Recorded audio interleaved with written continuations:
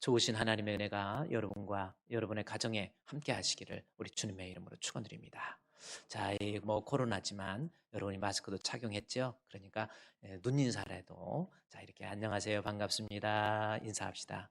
좀 웃는 밝은 얼굴로. 그래요. 하나도 안 반가운 표정을 하시면 안 되겠죠? 좀 반가운 표정. 그래서 언제나 여러분들요, 이러한 어려울 때일수록, 힘들 때일수록 다른 사람들에게 기쁨을 주고 용기도 주고 희망을 주는 그러한 아름다운 미소가 섞인 그러한 인사 얼마나 좋습니까? 그래서 어려울 때일수록 마음의 그리스도의 평안으로 인해서 좀 편하게 사람 대할 수 있도록 그렇게 해주시기 바랍니다. 5월은 가정의 달입니다. 제가 항상 여러분께 종종 가정의 달 맞이하면 정말 목회자로서 힘들어요. 가정의 달 5월 달. 왜냐하면 말씀 자녀 주일에, 또 어버이 주일에, 부부 주일에, 스승의 주일에 자녀의 문제 때문에 고민하고 있는 부모가 왜 없겠습니까? 또 부모와의 관계 때문에 힘들어하지 않는 자녀가 왜 없겠습니까? 여러분 그렇죠? 또 부부간의 관계에 있어서 가정에 문제 없는 부부 거의 없습니다. 그래서 설교를 하다가 보면 상처받는 사람들이 생길 수가 있어요. 참 고민이고 말씀을 전하는 목사님 입장에서는 정말 고민이 됩니다.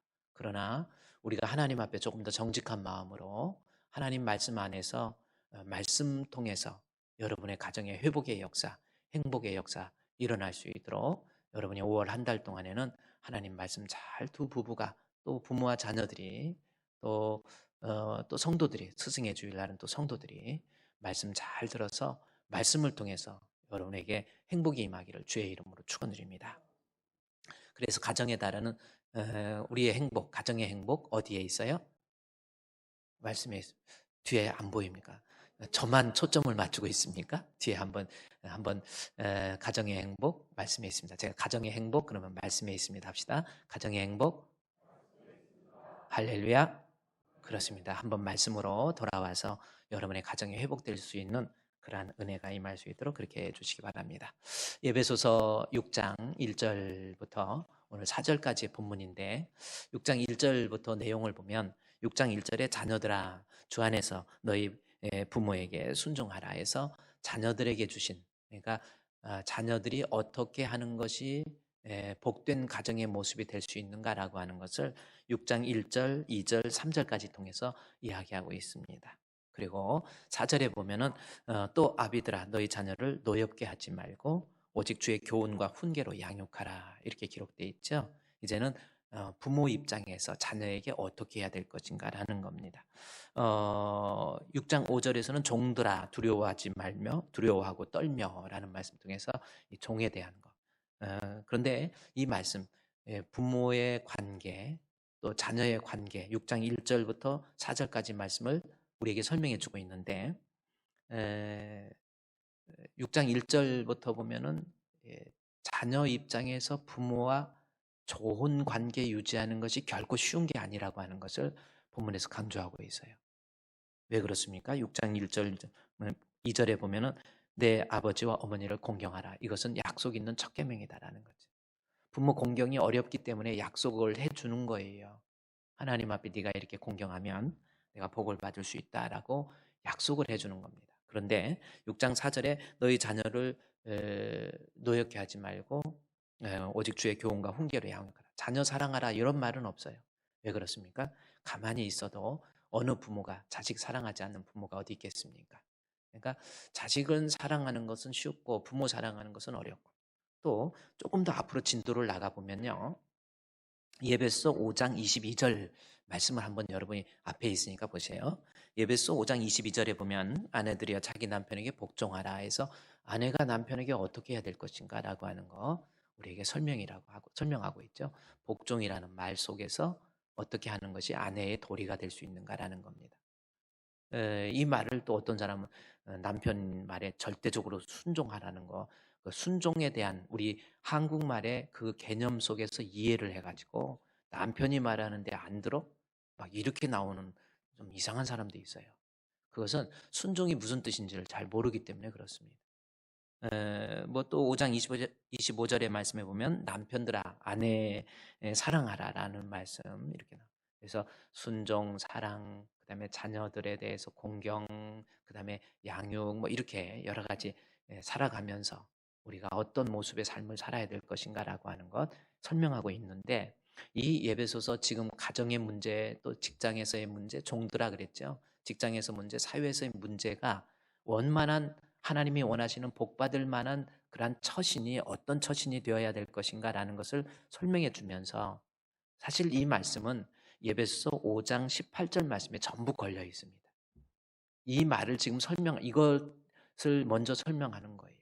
예배소 5장 18절이 무슨 말씀입니까? 술 취하지 말라. 이는 방탕한 것이니 오직 성령으로 충만함을 받으라. 이 말씀이 다음과 같은 우리 인간들이 세상을 살면서 가장 아름다운 모범적인 삶을 살기 위해서 주어지는 말씀입니다. 그래서 이것이 술 취하지 말라. 이는 방탕한 것이니 오직 성령의 충만함을 받으라라고 하는 것. 이것이 클레마티아라고 하는 헬라어가 있어요. 클레마티아라는 것은 무슨 뜻이냐면 걸려 있다라는 단어입니다. 저 말씀에 다 걸려 있는 거예요. 이게 무슨 말이냐면 예를 들어서 못 있잖아요. 벽에다 박는 못 있잖아요. 못을 벽에다 박아놓고 거기에다가 뭐 수건도 걸어놓고 옷도 걸어놓고 막 걸어놨다고 해보십시오. 그런데 못이 부러지면 거기에 걸려 있는 거 다 부러집니다. 예배소 5장 18절이 바로 클레마티아라고 하는 거예요. 무슨 말씀입니까? 저 말씀이 없으면 가정에서 남편이 아내 사랑하기도 힘들고 아내가 남편에게 순종하기도 어렵고 자식이 부모를 공경하기도 어렵고 또 부모가 자녀들을 잘 양육하기도 힘들고 이렇다라는 거예요. 저 말씀에 다 걸려 있는 거예요. 그러면 5장 18절 말씀은 결국 뭡니까? 술 취하지 말라 이는 방탕한 것이니 오직 성령의 충만함을 받으라는 거예요. 내가 성령 충만하면 이해할 수 없는 남편도 이해할 수 있고 이해할 수 없는 아내도 이해할 수 있고 공경할 수 없는 부모도 공경할 수 있고 자식 양육이 얼마나 힘듭니까? 성령 충만하면 자녀들도 잘 양육할 수 있다. 저 말씀에 다 걸린 거예요. 저 말씀은 술 취하지 말라라고 하는 술 먹지 말라라고 하는 교훈이 아닙니다. 우리가 술에 취하면 막 술에 취한 대로 술이 시키는 대로 막 어떤 사람은 술 먹고 막 어떻게 합니까? 술 먹고 막 소리를 지르는 사람도 있고 어떤 사람은 술 먹고 그냥 아무 소리 안 하고 자는 사람이 있고 어떤 사람은 술 먹고 막 집어 던지는 사람이 있고 어떤 사람은 막 술 먹고 옷을 막 벗어버리는 사람도 있고 위퉁을 벗으면 다행인데 비퉁을 벗었던 이 노아와 같은 사람 옷을 벗어버리는 사람들. 그럼 여러분은 술 먹고 어떤 자세를 취해요? 한번 질문해 봅시다. 우리 여러분은 술 먹고 어떤 자세 취해요? 술 안 먹었다고 그러려고 아무 소리 안 하려고 자꾸 엉뚱한 얘기하고 말하고 막 이런 사람도 있고 그렇습니다. 술버릇이라고 그러죠. 그래서 예배서 5장 18절 말씀에 술 취하지 말라라고 하는 것은 술 먹지 말라라는 것이 아니라 술이 시키는 대로 내 의지와 상관없이 예배서 5장 18절 내 의지와 상관없이 그렇게 지 맘대로 하듯이 우리는 성령 충만해서 내 의지와 상관없이 성령에 이끌려서 살아야만이 그 가정이 행복해질 수 있고 그 가정이 복될 수 있다라고 하는 뜻이에요. 여러분 남편에게 순종하고 복종하라. 그거 정말 어려운 겁니다. 아니 순종할 만 해야지요. 맨날 아내로 하여금 괴롭게 하고 힘들게 하는데 어떻게 순종합니까? 근데 성령 충만하면 가능하다라는 거예요. 바울이 이 사실을 이 말씀을 통해서 잘 전개하고 있다라는 겁니다. 그래서 제가 5월 달 이번 한 달 동안에는 예배서 5장을 통해서 이 성경을 기록한 바울의 신학적인 입장을 통해서 한번 잘 해석을 해서 한번 말씀 가지고 가정의 행복이 말씀에 있으니까 말씀으로 한번 해석해 보려고 합니다. 그래서 5월 가정의 달은 가능한 결석하지 마시고 현장에 오셔서 예배 드리세요. 그게 여러분에게 복입니다. 자, 그러면 이 6장 4절에 나와 있는 오늘 자녀 주일이잖아요. 그래서 우리 자녀들을 어떻게 할 것인지 한번 좀 살펴보도록 하겠습니다. 6장 4절 말씀해 보면 아비들아 너희 자녀를 노엽게 하지 말고 오직 주의 교훈과 훈계로 양육하라. 이것이 자녀 교육에 대한 딱 한 문장이에요. 너희 자녀를 아비들아 너희 자녀를 노엽게 하지 말고 오직 주의 교훈과 훈계로 양육하라라고 하는 겁니다. 하지 말아야 될 거 부모가 우리 아들을 복되게 하고 우리 딸들을 복되게 하고 내 후손들이 잘 되기를 원한다면 두 가지 노엽게 하지 말고 주의 교훈과 훈계로 양육하라는 겁니다. 동사를 보면 노엽게 하지 말라 그리고 양육하라 두 가지 단어입니다. 동사는 액션이잖아요. 그래서 우리가 이 배웠던 이 말씀에 실제적으로 행해야 될 액션이 뭔가 이걸 좀 살펴봐야 되는 겁니다. 자, 그러면 아비들아 너희 자녀를 노엽게 하지 말라고 그랬어요. 자, 그러면 하지 말아야 될 것. 부모는 아버지는 또 엄마는 자식들을 노엽게 해서는 안 된다라는 겁니다. 여러분은 어떻습니까? 한번 생각해 보세요. 오늘 이 가정의 달 맞이해서 여러분의 자녀들을 한번 생각해 보시고 내가 자녀들을 노엽게 하고 있지는 않는지 한번 살펴보시라는 거지. 목사님 저는 뭐 노엽게고 뭐고 없어요. 그냥 내버려 두거든요. 그러니까 노엽게 한 그것도 나중에 훈계, 조의 교훈과 훈계로 양육 못한 거가 있습니다. 그러면 먼저 노엽게 하지 말라라고 하는 것이 무슨 뜻인지 좀 살펴보자는 거예요. 자, 문자적으로 한번 접근을 해보면 노엽게 하지 말라라고 하는 것이 노엽게라고 하는 것이 헬라어로 뭐라고 쓰였는지 요거부터 살펴봐야 됩니다. 예, 노엽게라는 것은 파르루기조라고 하는 겁니다. 파르루기조. 이게 파라라고 하는 것은 무슨 뜻이냐면 전치사예요. 무엇으로부터 무엇으로부터 그다음에 오르기조라고 하는 것은 이 그 원 분노, 억울함이라는 겁니다. 그러니까 이 단어를 풀어보면 억울함으로부터 나오는 억울함, 분노로부터 표출되는 원한이에요. 원한. 그러니까 자식 입장에서 막 이 아버지나 어머니의 비인격적이고 비신앙적이고 어떤 말도 안 되는 비상식적이며 어떤 그러한 모습 때문에 자식의 마음속에서 막 억울함이 생기는 거예요. 어떻게 저게 부모냐는 이렇게 나와버리는 거예요. 이건 무서운 겁니다. 이것이 나중에 원한이 돼버려요. 그 원한의 결과는요. 여러분 나중에 부모로서 두고두고 후회해도 해결할 수 없을 만큼의 무서운 결과를 낳게 돼요. 제가 조금 이따 영상을 하나 보여주겠지만은 자식이 부모에 대한 원한을 가지니까 자기 부모를 비참하게 죽여요. 나중에 칼을 한두 번 찔르는 게 아니라 수십 번 때려. 참, 어, 참 그렇습니다. 여러분, 여러분의 자녀들 원한을 갖지 않도록. 그래서 가만히 놔둔 거 그럼 잘했나요? 그러면 또 하나 주의 교훈과 훈계로 양육했는지 이것 또한 살펴봐야 됩니다. 우리의 자녀들이 하나님 경외할 줄 알고 하나님 두려워할 줄 알고 주님을 섬길 줄 알고 주의 일이라고 한다면 정말 희생적이고 헌신적이고 이러는 거 한번 좀 살펴보라는 거죠. 어떤 부모가 명절날 어느 자기의 아들, 딸 이렇게 며느리랑 함께 결혼해서 오니까 아들한테 옛날에는 야 동생이 나 용돈 얼마 주더라 너는 얼마 줄래 해가지고 둘이 경기를 이렇게 한번 싸움을 시켜가지고 경쟁을 시켜가지고 그랬던 부모님이었는데 나중에 신앙이 들어가니까 아이들이 오니까 용돈 얼마 줬냐 그런 거 생각 안 나고 너 신앙생활 잘하니? 너 교회 잘 다니니? 그런 거 물어보더라는 겁니다. 그리고 너 혹시 교회 다니면서 11조 하니 안 하니? 물어보더라는 거예요. 안 하는데요. 아버지가 며느리 불러가지고 너네 11조가 얼마야? 그거 내가 내줄게. 너 11조 해. 그래갖고 아버지가 몇 번 내주니까 그 다음에 며느리가 제가 할게요. 제가 할게요. 그래가지고 11조 하면서 그 아들이 정말 믿음으로 돌아오더라는 겁니다. 또 이 말하면 아유 또 목사님 돈 헌금하라는 아유 그렇게 좀 우리 좀 치사하게 생각하지 맙시다. 하나님 앞에 우리 정직하게 믿음으로 우리 교회가 어떤 교회입니까? 대한민국에서 최고의 보수적인 교회 대한예수장로회 합동측이에요. 말씀에서 가라는 데까지 가고 말씀이 멈추라고 멈추는 요즘 교회가 얼마나 세속화됩니까?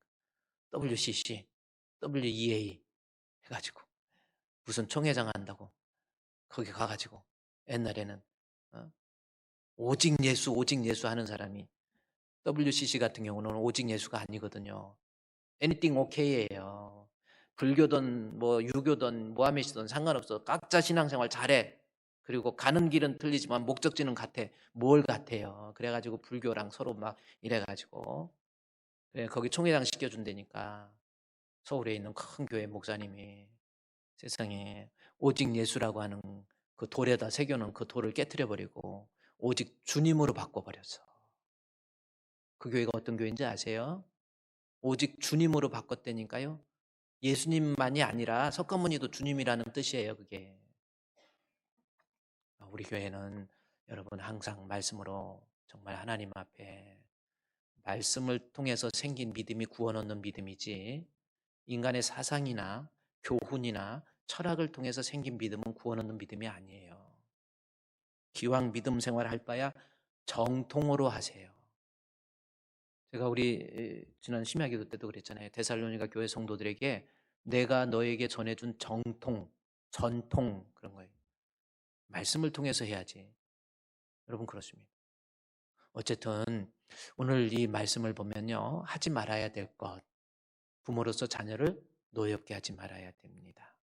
그래서 부모 입장에서 노엽게 하지 않고 부모 입장에서 이 아이를 신앙으로 교육하고 이 두 가지만 잘하면 이 아이는 분명히 하나님 앞에 복된 아들, 복된 딸이 되고 엄마의 복이, 아버지의 복이 후손들에게 전달될 수 있는 이삭과 같은 복의 전달자가 될 수 있다는 거예요.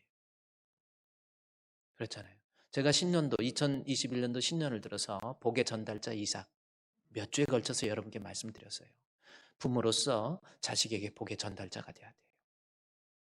믿음대로 살아보고 주님 뜻대로 살아보려고 그렇게도 했는데 부모 때문에 자식이 저주를 받는 경우가 얼마나 많습니까? 그렇죠? 솔로몬 같은 경우는요, 왕이 되고 난 다음에 곁길로 가고 딴 길로 가요. 우상을 숭배하는 이방 여인들을 맞이해요. 하나님께서 보고 있다가 안 되겠다 해가지고 한 대 때리려고 딱 그렇습니다. 그러다가 내 아비 다윗으로 인해서 내가 너까지는 안 때려. 그러나 네가 잘못하니까 네 후손들이 여로보암, 느보암으로 나눠지고 서로 싸우고 살육하고 이런 경우가 있잖아요. 다윗이 하나님의 뜻대로 주님 말씀대로 살았더니 그 후손 솔로몬은 아버지 때문에 덩달아서 복받았어요. 그러나 솔로몬이 잘못하니까, 솔로몬까지는 아버지 때문에 괜찮았지만 솔로몬이 잘못하니까 후손들이 싸우기 시작. 칼이 그 집안에 끊어지질 않아요. 여러분, 우리 가정의 달 맞이해서 여러분 부모로서 자녀들을 복되게 하는 부모님들이 되시기를 주의 이름으로 축원드립니다. 아멘. 할렐루야.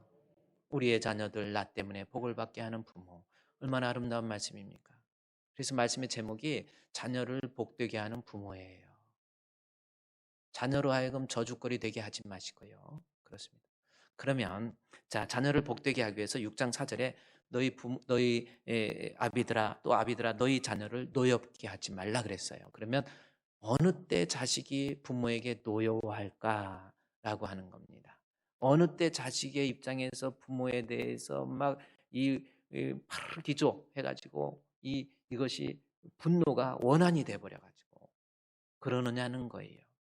그래서 제가 성경적으로 이 원어의 뜻은 자식의 마음속에 부모님을 대할 때 그 어떤 섭섭함이나 원망이나 비상식적인 그러한 모습을 통해서 이것이 원한이 됐다 그랬는데, 그 성경적으로 구체적으로 그 가정을 한번 제가 깊이 생각을 해봤어요. 이런 가정이 있을까? 아버지 때문에 자식이 원한을 품고 혹시 그런 가정 없을까? 네, 그랬더니 찾아보니까 있더라고요. 사무엘상 20장 34절 말씀에 20장 32절부터 좀 보면은 사무엘상 20장 앞에 우리 이 말씀, 오늘은 이 말씀을 봐야 되기 때문에 여기다가 주일날이지만은 주보를 끼워 놓으시고 우리 사무엘상으로 갑시다. 사무엘상 20장, 사사기, 룻기, 사무엘상이니까 구약성경 한참 앞에 있습니다. 사무엘상 20장에 있는 말씀, 사무엘상 20장 32절에서 34절까지 말씀입니다. 자, 20장 찾았어요? 이 내용을 보면은 좀 막 어떻게 섬찟한 얘기가 많이 나오니까 참 그렇습니다. 그러나 가정의 달 한번은 좀 살펴봐야 될 말씀인 것 같아서 자식이 분노하는 마음, 자식이 노하게 되는 경우, 어떤 경우가 부모의 어떤 행동 때문에 자식이 노하게 될까라는 것 좀 살펴봤어요. 먼저 20장 32절에 요나단이 나오죠. 요나단이 나옵니다. 그의 아버지 사울이 나오죠. 요나단과 사울. 그러니까 사울은 누구냐면 이스라엘이 애굽 생활에서, 그러니까 이스라엘 백성이 야곱의 후손 12자손의 후손들이 애굽에 내려가요. 고센 땅에 살게 됩니다. 고센 땅에 사는데 몇 년을 이 애굽의 속박에 몇 년을 살았습니까? 혹시 430년. 역시 우리 주품교회 430년 동안 그렇게 애굽의 포로라고 그럴 수는 없는데 애굽의 압박 속에서 그렇게 살았어요. 그러다가 모세를 통해서 이스라엘이 출애굽합니다. 광야 생활을 해요. 몇 년? 40년. 광야 40년이에요. 거기 또 그 광야에서 40년인데 애굽에서 출애굽해서 가나안 땅까지 걸어서 10하루길이면 가는 길입니다. 그런데 하나님 앞에 불순종하고 주의 종한테 불순종하고 막 이러면서 원망하고 탄식하다가 결국은 40년이 돌아도 뱅뱅뱅뱅 돌기만 했지 가나안 땅에 들어가지 못했어요. 우리는 그런 사람 아닌지 그래요. 그래서 가나안 땅에 들어가지 못했다가 이 1세대가 죽고 그 후손들이 가나안 땅에 들어갑니다. 가나안 땅에 딱 들어가서 살았던 시대를 사사시대라고 시작됩니다. 사사시대부터 시작됩니다. 사사시대는 또 몇 년이에요? 40년까지 하는데 사사시대가 몇 년인지 모르십니까? 사사시대 300년이에요. 여러분이 그 이제 뭐 사사시대 뭐 온니엘 뭐 사무엘도 나오고 사사시대 나오잖아요. 그 사사시대가 300년입니다. 뭐 기도원의 300용사도 나오고. 그리고 300년의 사사시대가 끝난 다음에 이스라엘 백성들이 이 사사는 뭐냐면 하나님으로부터 어떤 계시와 어떤 리더십을 부여받아서 백성들을 다스리는 거예요. 말씀으로.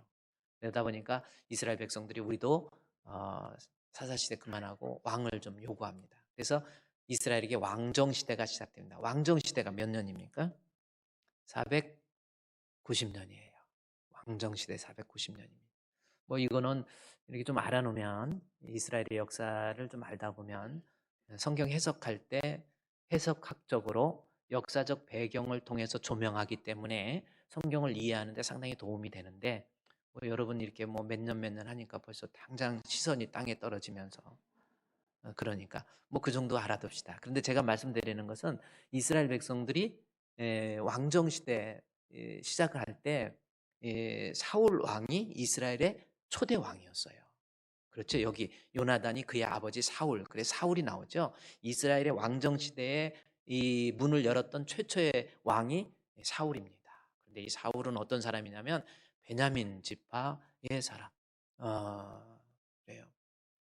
이 베냐민 지파의 사람인데 얼마나 그 한 가지 표현으로 보면 준수하다 그래요. 준수하다라는 것은 외모만 잘생긴 것이 아니라 키도 사람들보다 머리통이 하나 더 있을 만큼 키가 컸어요. 사람 몸무게 키가요 2cm만 커도 3cm만 커도 달라 보이는 거예요. 참 이상하죠? 저는 작은 키로 보여요, 큰 키로 보여요? 저는 고등학교 다닐 때만 해도 우리 반 애가 한 70명 됐거든요.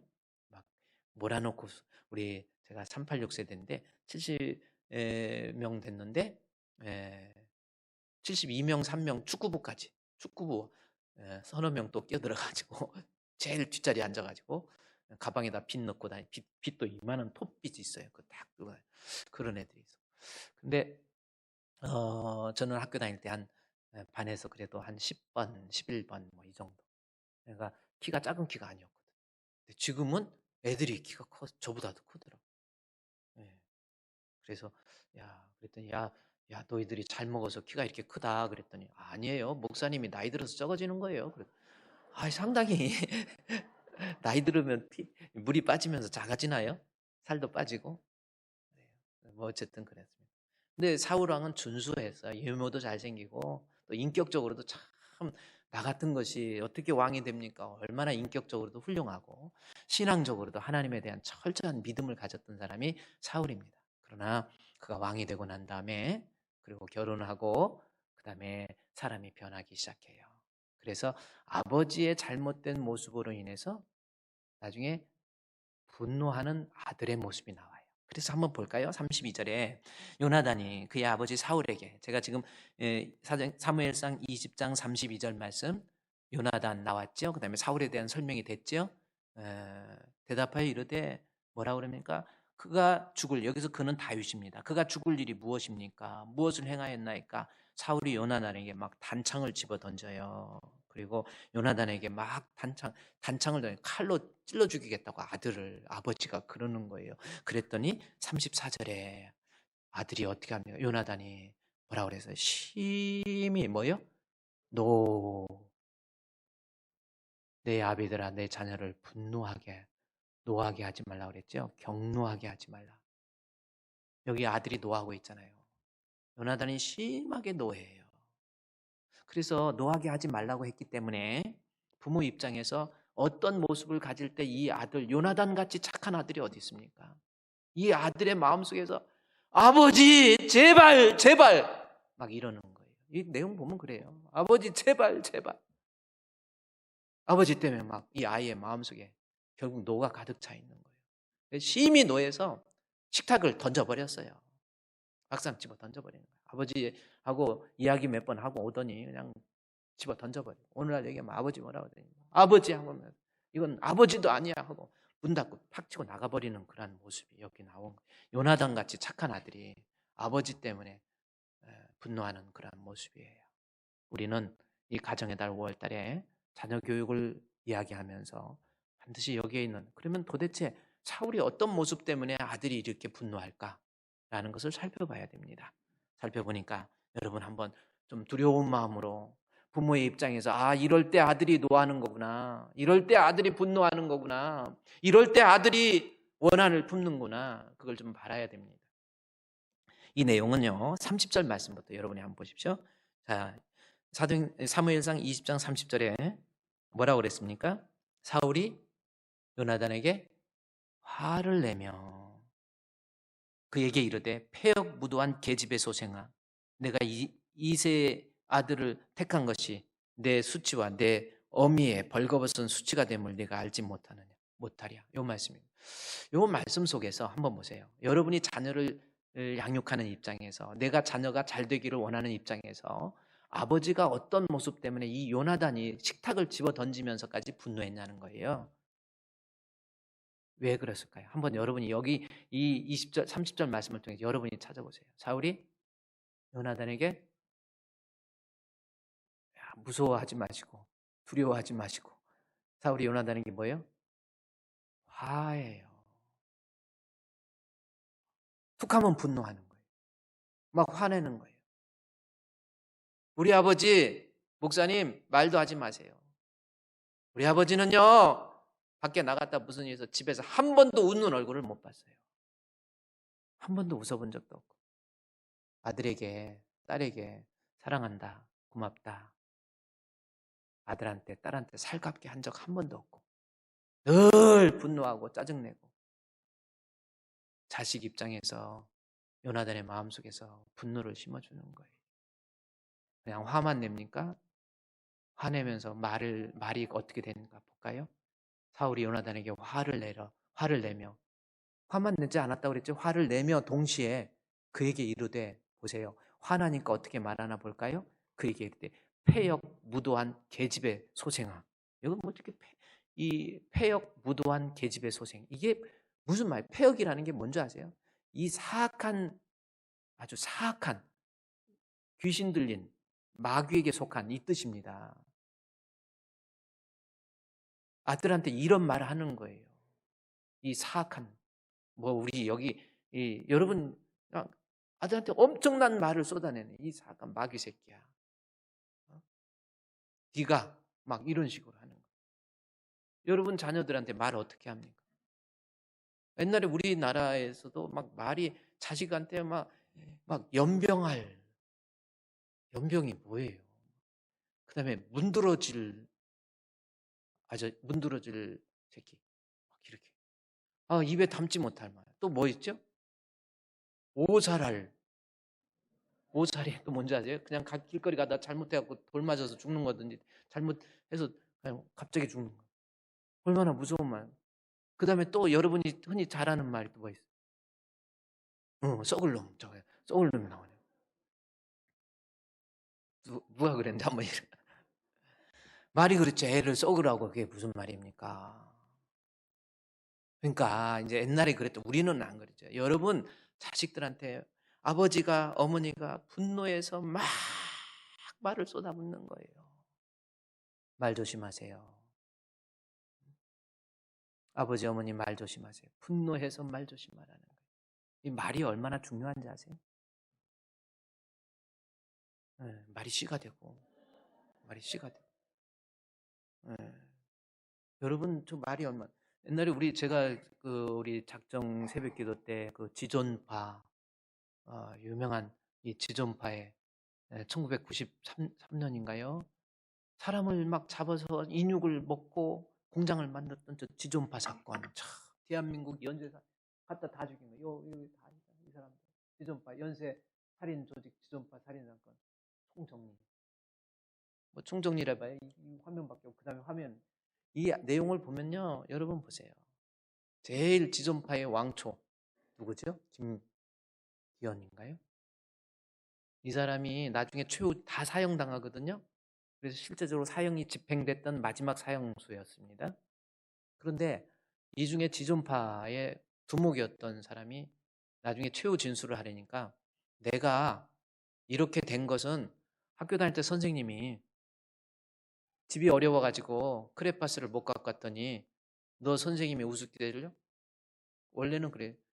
막대기로 머리 툭툭 치면서 야, 이 막 욕을 하면서 너 선생님이 우습게 알아? 너 크레파스 갖고 왔는데 왜 안 갖고 왔어? 내가 갖고 오라 그러면 훔쳐서라도 갖고 와야지 이놈아. 그래서 없으면 훔치면 되는구나. 그때부터 훔치기 시작한 거예요. 읽어볼까요? 내용 보세요. 언젠가 지존파의 대부였던 청년이 법정에서 사형 선고를 받았다. 그가 죽을 때 한 말이 음이시야.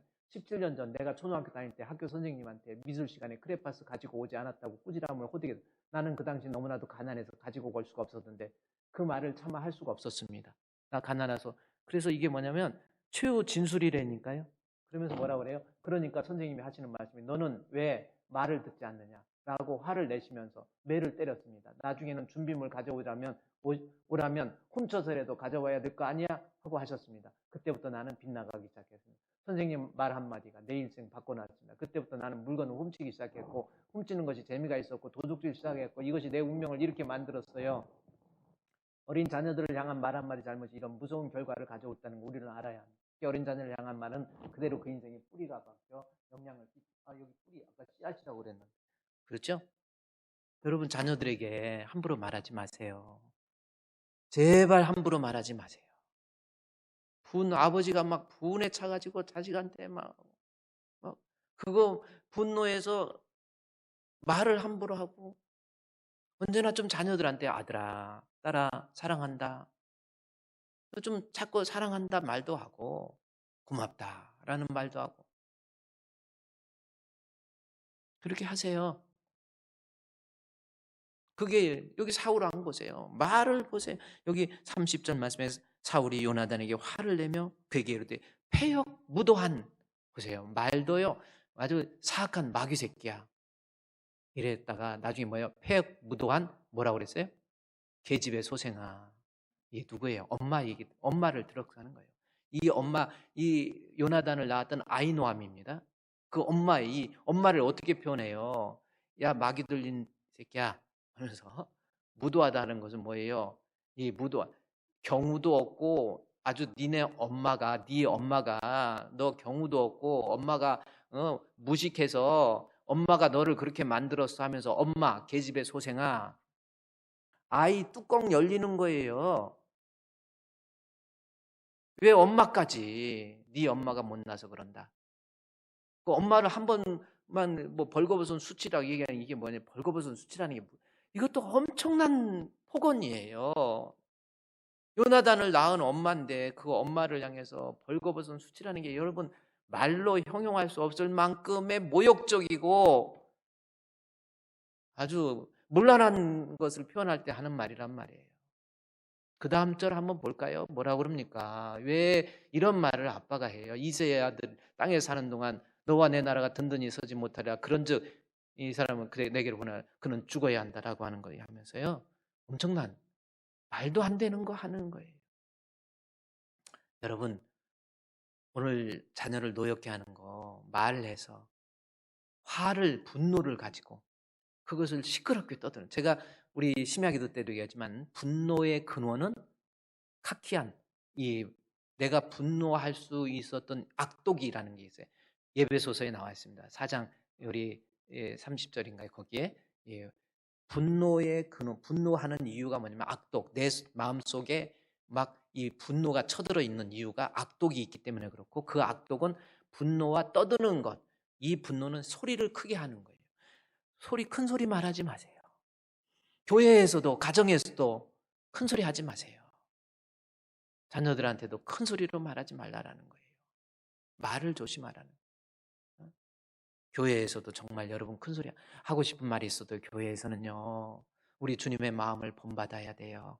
하고 싶은 말이 있어도 내가 저 사람한테 억울해서 하고 싶은 말이 있어도 좀 참고 견디고 인내하면 우리 주님이 알아주십니다. 그게 더 복된 길이에요. 아버지가 분노하니까 여기 보세요. 어머니까지 들먹이면서 욕을 하지요. 그 다음에 나중에는요. 어떻게 하는가 볼까요? 그걸로 끝나는 게 아니에요. 33절에 사울이 요나단에게 뭐 했어요? 사무엘상 20장 33절에 사울이 요나단에게 단창을 던져 33절에 나와 있습니다. 단창을 던졌다라는 것은 뭐예요? 칼을 던진 거예요. 칼 가지고 죽이겠다라는 이게 아버지입니다. 사울이 어떤 모습이었어요? 화가 못 참아요. 자식만 보면 분노하고 혈기 부리고 그것이 뭘로 표출되냐면 엄마를 욕하고 그다음에 큰 소리로 말하고 그러더니 칼 가지고 죽이겠다고 애를 그러는 거예요. 이게 아버지의 모습이었다라는 거예요. 제가 아는 분이 한 분이 그런 분이 있어요. 아버지가 연세 드시고 이제 고혈압 당뇨도 있고 몸이 되게 약하시대요. 그러니까 이제 아버지를 좀 모시고 병원도 가고 뭣도 하고 아버지를 이제 모셔야 될 형편이 되니까 할 수 없이 모시는데 모시면서 아버지가 어머니한테 했던 행동이 떠올라가지고 집에 가자마자요. 아버님이 사시는 집에 딱 가자마자 문을 딱 열면 아파트 베란다가 보인대요. 근데 베란다에 어떤 의미냐? 딱 여니까 보이겠죠. 그런데 어머니를 폭언하고 폭행하면서 나중에 부엌칼로 실제로 어머니를 끌고 베란다까지 가갖고 죽이겠다고 밀겠다고 이러는 모습을 잡고서 아버지 왜 그래요 왜 그래요 하면서 끌어당겼던 그러한 모습이 이 아들의 머릿속에서 지금도 남아있다라는 거예요. 이 분노 어떡합니까? 여러분 자식 죽이겠어요? 어떻게 하겠어요? 아버지가 뭐 아버지만 그런 게 아니고 어머니도 마찬가지. 어머니도 센 사람이 있어요. 어머니도 막 뭐 하면은 막 네 아버지가 뭐 한다. 아버지 나쁘게 얘기하고 여러분 그러지 마세요. 자기는 아내로서 살면서 남편한테 힘들어도 자식들한테는 아니야 아니야. 그래도 네 아버지 그러면 안 돼. 네 아버지 그러면 안 돼. 옛날에 그 남편이 막 바람 피우고 그래가지고 엄마가 우는 세월로 인생을 보내다가 어 나중에 바람 피우는 것도 대놓고 피우고 막 집까지 얻어다 주고 막 이러더니 갑자기 이 사람이 혈압으로 쓰러져 버리니까 그 사귀던 여자가 도망가 버렸어요. 이제 다 재산도 다 뺏기고 빈몸만 남았어. 그래서 이 남편이 어디 갈 데도 없고 올 데도 없고 이거 어떡합니까? 그래서 이 아내가 이 남편을 다시 받아들여야 될까요? 말아야 될까요? 그 문제가 생겼어요. 자, 그러면 우리 주분교회 성도들 이 남편을 받아야 되겠다 생각하는 사람 일어나서 오른쪽으로 가시고 그런 건 남편도 아니야 하고 안 받아 하면 왼쪽으로 한번 해볼까요? 여러분 아내 입장에서 어떡할 거예요? 그런데 그런 입장이 됐는데 남편이 이런 입장이 됐는데 아내 입장에서는 괴로운 일도 많았지만 이거 어떡할까 하는데 아들한테 물어봤대요. 아들이 공부도 열심히 해가지고 한양대학교 들어가가지고 실제로 있었던 일이잖아요. 한양대학교 들어가고 공부도 잘하는데 아들이 야 아빠가 지금 이렇게 됐다. 어떻게 할까 그랬더니 엄마 그 인간은 아빠가 아니에요. 그 인간 데려오지 마세요. 이러더라는 거예요.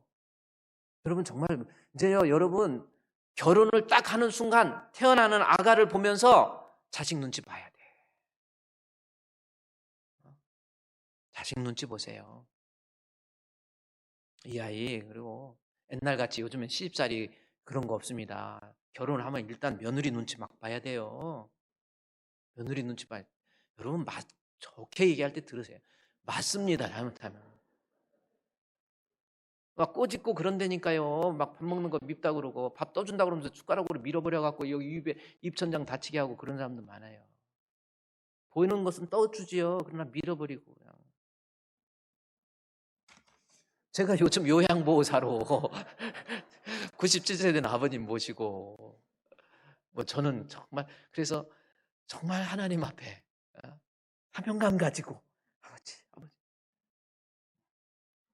여러분 자식을 경록해 하지 마세요. 말 조심하시고 행동 조심하시고 자식 있는데 엄마 함부로 얘기하지 마시고 엄마 구박하지 말고 그 다음에 비상식적인 여기 한번 볼까요? 좀 더 볼까요?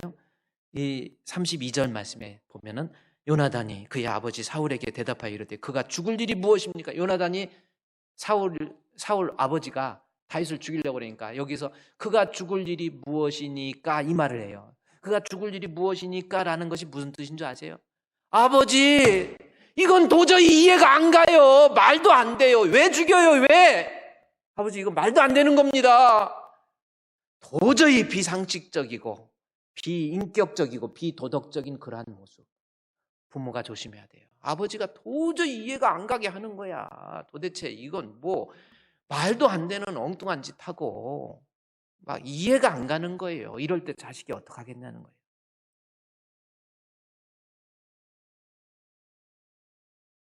내가 비상식적인 사람인지 비이성적인 사람인지 말도 안 되는 짓, 이렇게 일을 하는지를 본인은 몰라요. 따라서 자식한테 어떻게 하려면 어떻게 해야 됩니까? 여기 본문에는 나온 것처럼 아들한테 자세히 이야기해서 아들의 의견을 들으세요. 아버지 왜 그러세요? 그러면 아들 의견도 좀 들어보세요. 나만 옳다고 생각하지 말고 엄마 왜 그래? 너는 틀렸어. 네가 이렇게 하는 한 나는 용납 못해. 나 용서 못해. 너 보기 싫어. 자신의 비인격적이고 비인간적이고 비상식적이며 비신앙적인 모습을 아들과 좀 소통하세요. 소통. 아들 얘기 들어보고 딸 얘기도 들어보고 그래 그렇게도 있겠구나. 이거라는 거예요. 왜 자식을 둬요? 여러분은 소통 많이 하고 있습니까? 자식하고 한 번씩 대화도 하고 이야기도 하고 이 소통하지 않는 아버지 왜 그러세요? 사울에게 대답하고 있잖아요. 그가 죽을 일이 무엇입니까? 무엇을 행하였습니까? 그래도요. 그랬더니 뭐예요? 그 말 들었습니까? 그 다음 절 바로 뭐라고 그랬어요? 33절에 사울이 요나단에게 창을 던져버리잖아요. 칼 던져버리는. 차라리 너 죽이겠다는 거예요. 이게 뭐예요? 자기 생각 외에는 절대 받아주지 않아요. 자식과 소통이 전혀 없어요. 여러분 소통하고 자식을 분노하게 하지 않고 여기서뿐만 아니에요. 사무엘상 15장에 가보면은 사울이 어떤 내용의 일을 하냐면 15장 18절 19절 말씀해 보면요. 돈에 대해서 아버지가 또 이상해요. 또 여호와께서 왕의 길로 보내셨으면 아말렉 사람을 진멸하라.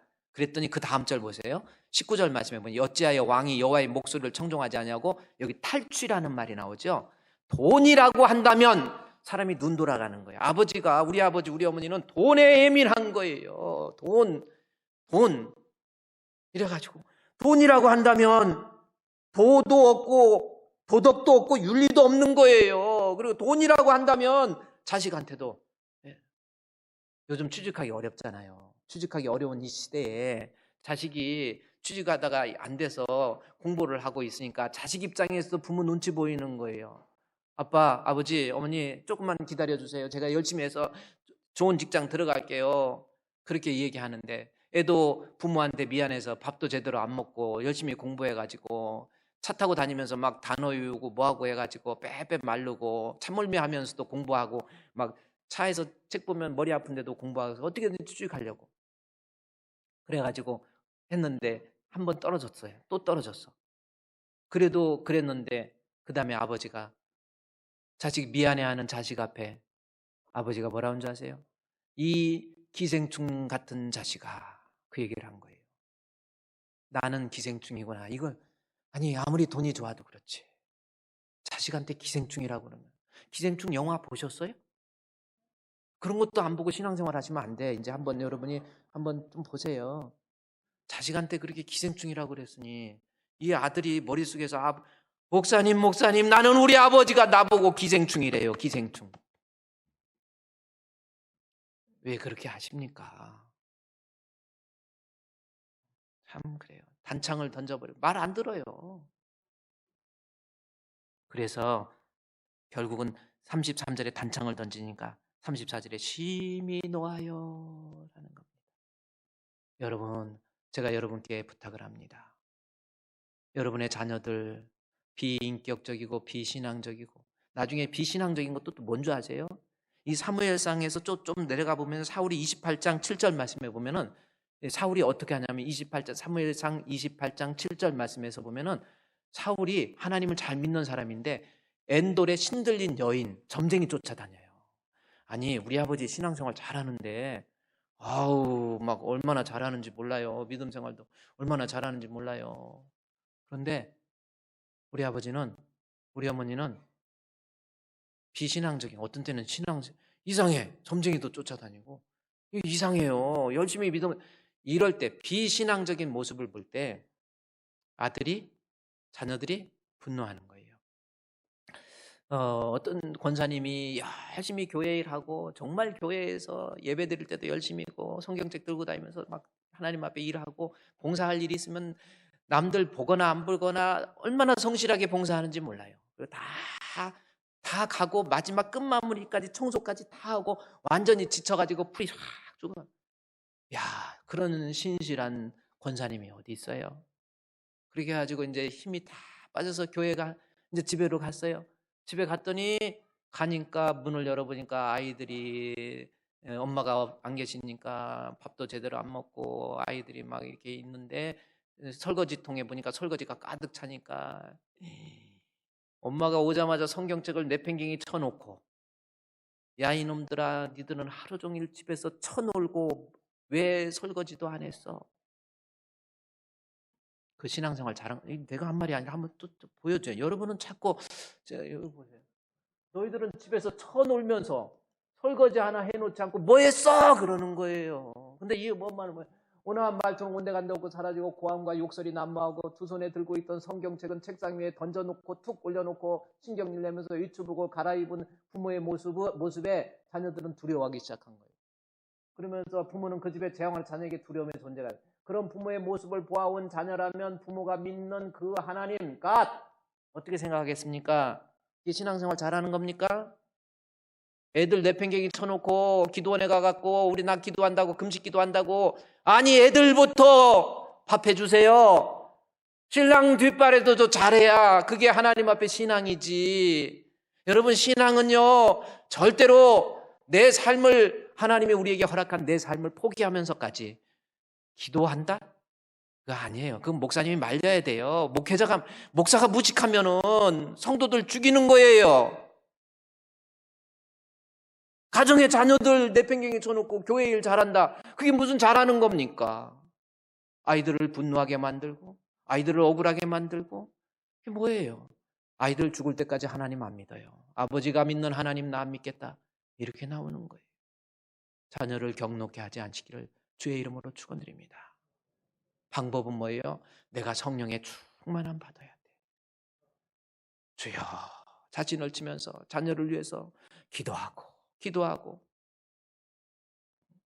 그러면 여러분의 모습이 주님의 모습으로 변해요. 또 하나만 더 봅시다. 에베소서에 이제 가보세요. 에베소 6장 4절에 너희 자녀를 노엽게 하지 말고 6장 4절에 그 다음에 오직 주의 교훈과 훈계로 뭐 해야 돼? 양육하라 라는 거죠. 이 양육이 나옵니다. 그러면 양육이 무슨 뜻인가라는 것을 알아야 돼요. 양육이 무슨 뜻이냐는 거죠. 주의 교훈과 훈계로 양육. 헬라어에 보면은 에크트레포라고 하는 단어입니다. 양육하라는 것이 에크트레포인데 이 뜻은 뭐냐면 성숙하게 만들다라는 거예요. 자, 그러면 무엇으로 성숙하게 만들으라는 뜻인가? 양육이 성숙하게 하라는 거예요. 앞에 말씀해 보니까 주의 교훈과 훈계로. 주의 교훈은 뭐예요? 결국 하나님의 말씀으로 이 아이를 성숙하게 만들으래요. 본문의 뜻은 그 뜻입니다. 그러면 하나님의 말씀, 주의 교훈, 하나님의 말씀으로 내 아들을 성숙하도록 만들으라는 거예요. 그러면 이 성숙이라는 것이 뭔가라고 하는 것, 이 양육이라는 것이 무슨 뜻인지 성경에서 어떻게 활용됐는지를 봐야 됩니다. 이것은 예배소 바로 앞에 5장에 보세요. 5장 29절 말씀에 보면은 거기 나와 있어요.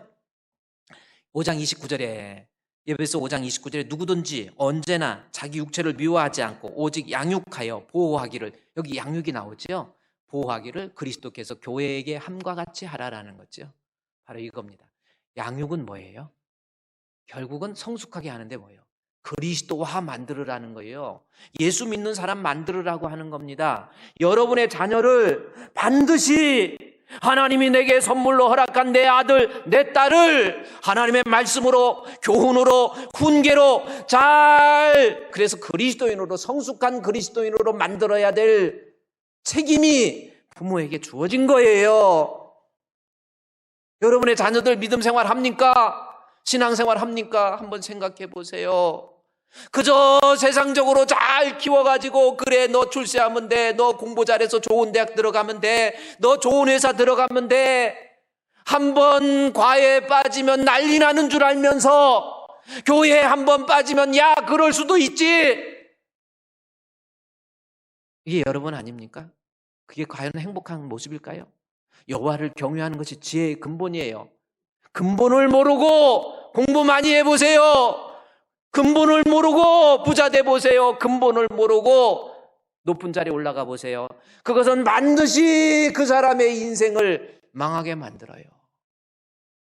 100억대 넘는 재산을 가지고 있는 한의사 부부가 돈을 그렇게 많이 쌓아놔가지고 어떻게 할까 그래서 내가 이 자식한테 이걸 물려줘야지 해가지고 이 자식을 공부를 좀 많이 시켜야 되겠다 해서 미국으로 유학을 보냈어요. 그래서 막 돈이 그때 돈 몇백만 원씩 해갖고 유학을 보내가지고 하는데 이 아이가 미국에 와서 공부를 잘하면 좋은데 거기서 도박에 빠져가지고 도박을 시작했어요. 도박을 시작해가지고 하니까 이 아이가 나중에 이 도박에 그때 카드가 나오기 얼마 안 됐는데 카드 넣고 도박 시작해가지고 돈을 다 날려버렸습니다. 방법이 없을까 하다가 결국은 국내에 돌아와가지고 아버지를 비참하게 죽여요. 어머니를 비참하게 죽입니다. 제 말이 아닙니다. 한번 볼까요? 오늘 영상을. 온몸을 난자당한 채 불타 숨진 한약상 부부 살해 사건의 범인은 바로 그 아들이었습니다. 아버지 어머니가 안 계시면요 제가 제 생활 마음대로 할 수 있다고 생각합니다. 1994년 5월 19일 새벽 걸려온 화재 신고 전화. 집에 불이 났어요. 부모님이 안에 계세요. 빨리 구해주세요. 장소는 서울 삼성동의 고급 주택가, 100억대 자산가로 알려진 한약협회 서울지부장 박모 씨의 집이었습니다. 화재로 다 타버린 집안. 경찰은 새까맣게 탄 박모 씨 부부의 시신을 발견하고 화재 원인을 파악하기 위해 감식에 나섰지만 시신이 심상치 않았습니다.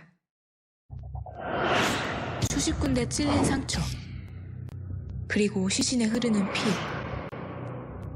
경찰은 곧바로 단순 화재가 아닌 살인사건임을 판단할 수 있었습니다. 하지만 금품을 노린 범행이라고 하기엔 그 잔혹함이 도무지 이해가 되지 않았죠.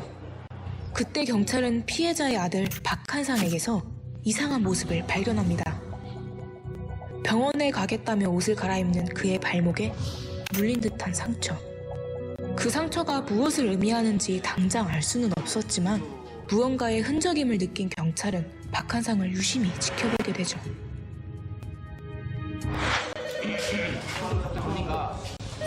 자, 이제 됐어요. 저 더 이상 보면요 정말 너무너무 잔인하게 아버지를, 어머니를 자기가 자고 있다가 침대포 속이려고 침대포 덮어쓰고 아버지를 잔인하게 한두 번 그런 게, 아버지가 죽어가면서 발을 물고 막 이러면서까지 미국에서 공부하고 유학하고 수백만 원씩 들여서 유학시켜가지고 공부해서 유명해지면 뭐합니까? 여호와를 경외하는 것이 지혜의 근본이에요. 알아야 될 근본을 모르고 세상 것 먼저 알아보세요. 결코 잘 되지 않습니다. 여러분의 자녀들요, 신앙교육 철저히 시키세요. 믿음 교육 철저히 시키세요. 믿음 교육 철저히 시키는. 그래서 이스라엘에게 쉐마 이스라엘이라고 하는 이스라엘의 유명한 교육법이 있어요. 쉐마 이스라엘, 이스라엘아 들으라라고 하는 쉐마 이스라엘 해서 이 나와 있는 그 유명한 교육 방법이 있어요. 그런데 저 쉐마 이스라엘을 얘기할 때 가장 중요한 것이 신명기 6장 7절.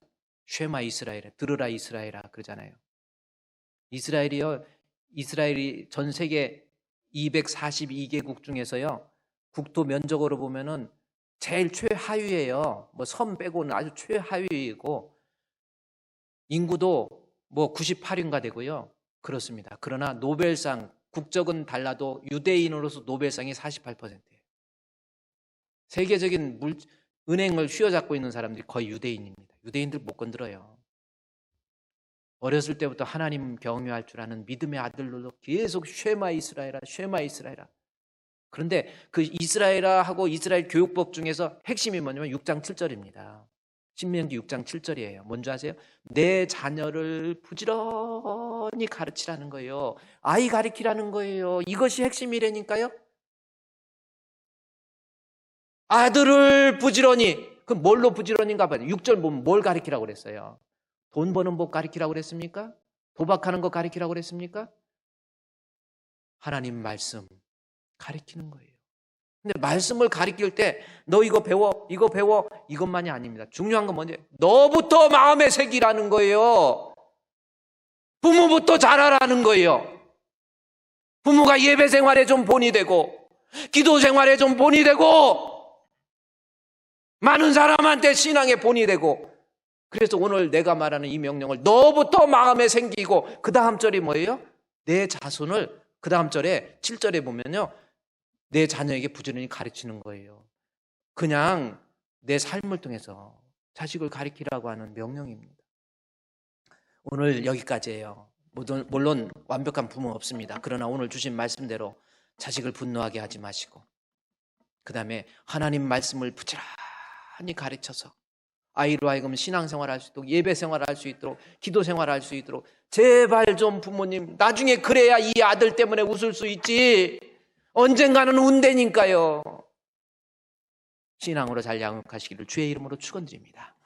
이 시간 기도하겠습니다. 하나님, 우리 주품교회 성도들, 우리 성도들의 가정, 자녀 주셨는데 이 자녀들 하나님 앞에 경록해 하지 않고 하나님 말씀으로 잘 양육해서 정말 하나님께 영광된 복된 자녀들 되게 해 주시옵소서.